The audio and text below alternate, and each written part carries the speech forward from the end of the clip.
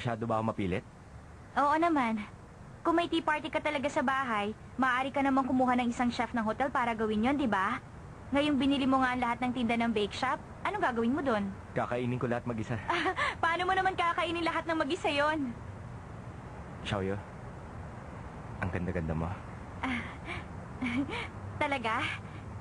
Meron sana akong gusto sabihin sa'yo. Tungkol naman saan si Men? Hindi ko alam kung paano ko sasabihin. Pero malaki ang kinalaman nito kay Sanchay. Alam mo namang hindi pa rin tinitigilan ni Ase si Sanchay. Kaya may imposibilidad na magbalikan sila. At kung sakaling magbalikan nga sila, hindi mabuti yun sa'yo. Si Men, nitong nakaraan naisip ko na sana lumigaya na ang kaibigan ko. Alam mo yung nangyaring problema ng pamilya namin? Talagang natakot ako. Pero naisip ko, gusto ni Sanchay si Dao Mingse, kaya kailangan ko siyang suportahan. Pero baka may mangyari na naman sa pamilya mo. Kung sakali mong magkaroon ulit ng problema, alam kong sama-sama namin nga harapin yun ng pamilya ko. Ganon din naman ginawa ni Sanchay, hindi ba? Matapang ka na. Hindi ka na katulad ng babaeng nakita ko sa tabi ng kalsada at umiiyak. Ikaw ang nagturo sa akin na maging matapang, si Men. Alam mo, mula nung araw na yon, sinabi ko sa sarili ko, kailangan kong magbago. Nangako ako na huwag mamalitin ang aking sarili. Karangalan yan para sa akin. Kaya sa susunod, humanap ka ng mabuting lalaki para maging boyfriend, okay?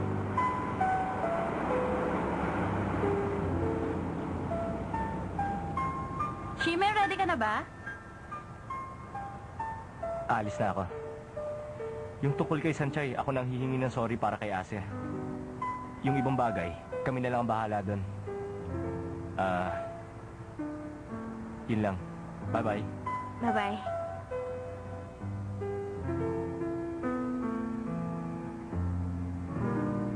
Type mo yata yung babae, ah. Imposible yan.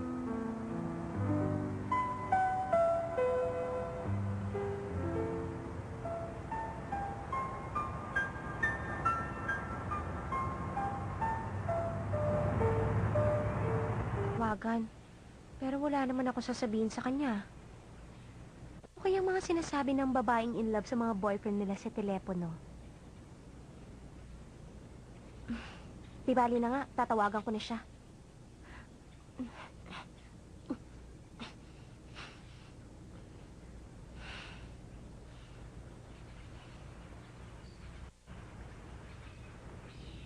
Hello?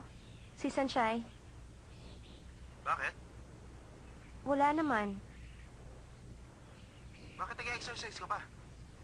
Paano mo nalaman? Kanina ka pa ba dyan? Nag-exercise ka ba may kausap sa telepono? Bakit mo ako pinapanood dyan sa likod ko? Gusto lang kita makita. Ibaba mo na kaya yan. May sasabihin ka? Sandali, halatang halata tayong dalawa. Baka makarating to sa mama mo. Naka-disguise naman ako, kaya relax ka lang Hindi ba dyan. si Dao Mingse yan? Disguise? Halika, sumunod ka. Sandali, Tommy, sa delikado yan. Hindi. Anong tinitingin-tingin nyo? Hindi kami magkasama ni Sanchay, maliwanag? Sinigawan mo sila. Lalo nilang iisipin na meron tayong nililihim. Walang isip. Teka, Xiaoyu, ano ba yun? alika dito. Bakit na naman? Alam ba ni Sanchay na darating ka? Hindi siya ang pinuntahan ko rito. Teka, si Shime niya, bakit tayo nagtatago? Si Shiman nga, kaya nga dapat magtago ka dyan. Si Men, ikaw ang sadya ko dito.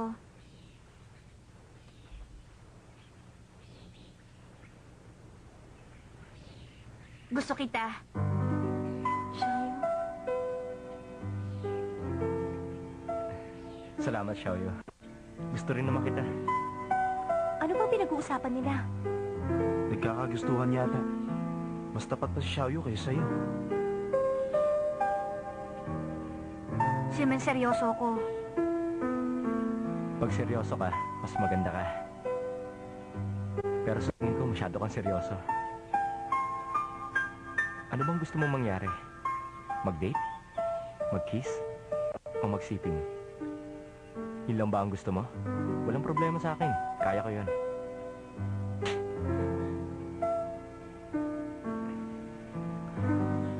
Sorry nasaktan kita. Napakasakit kasi ng mga sinabi mo sa akin. Ganyan talaga ako.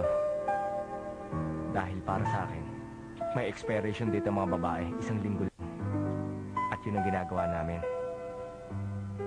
Shoyo, hindi ako para sa'yo. Hanggang pang 1 linggo lang ako. Ang kailangan mo ay isang mabuting tao. Pero ikaw rin ang nagsabi. You're a good man but not a good person. Natatandaan mo ba? Ikaw rin ang nagsabi ang nagpapahalaga sa babaeng gusto niya isang mabuting lalaki. Bakit ba ganitong buhay ang gusto mo?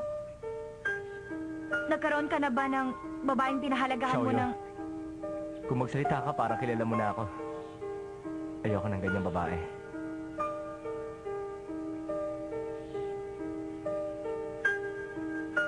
Nagalit si Shimen. Ngayon ko lang siya nakitang ganyan. Ngayon ko lang din nakitang ganyan si Xiaoyong. Bantay mo muna kaibigan mo. Pupunta ako muna si Shimen.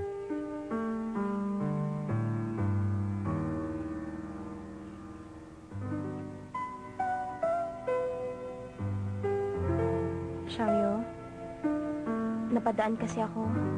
Narinig ko ang lahat ng hindi sinasadya.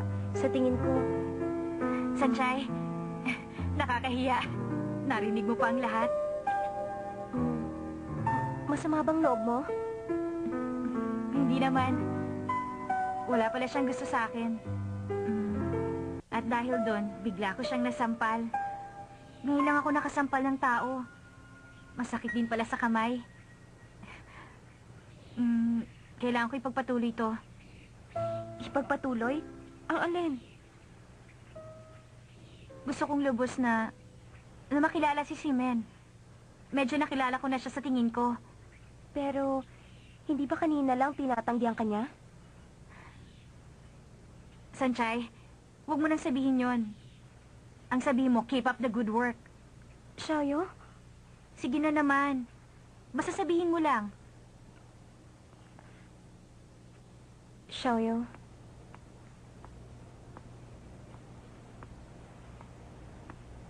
Shimen! Problema? Wala naman. May date ako mamaya. Ikaw? Bakit ganyan ka?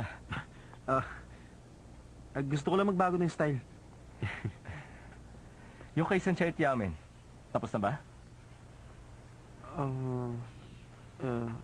Maaari. Minsan hindi ko talaga maintindihan ng mga babae. Naguguluhan ka dahil masyado kang seryoso. Di mo seseryosohin, mas mapapadali ang lahat. Shimen, iba-iba lagi ang babae mo. At walang pag-ibig. Nakakabagot yun, ha? Ang mga babae, iba-iba lang ang panlabas sa itsura. Pero ang totoo, pare-pareho sila. Hindi ako nag-aabalang tandaan sila. Isa pa ang expiration date nila, madaling lumipas. Hindi na bali kung nakakabagot. Mas mabuti na yan. Shimen, may gusto lang ako itanong sa'yo. Hindi sila mga pagkaing dilata. Bakit meron sila expiration date? Ase, hanga ako sa'yo. Minsan nakakabuti ang pagkakaroon mo ng simpleng pag-iisip. Gusto mo yata magulpi! Gusto kong lubos na makilala si Simen. Medyo nakilala ko na siya sa tingin ko. Sanchay, huwag mo nang sabihin yon. Ang sabihin mo, keep up the good work.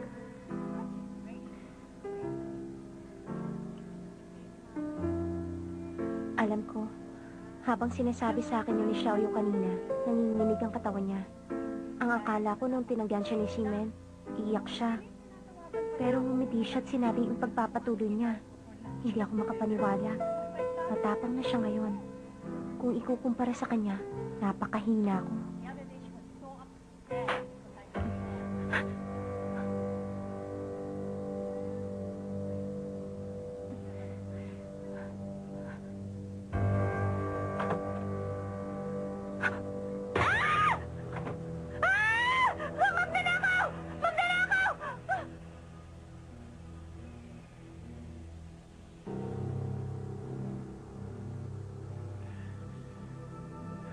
Hello? Sanjay! Sanjay! Nakita mo ba yung mukha niya? Anong itsura niya? Hindi po. Masyado kasing madilim, kaya hindi ko siya namukaan. Isa pa nakaalis siya agad. Alam mo, miss, maraming nawawala ng underwear nitong nakaraan.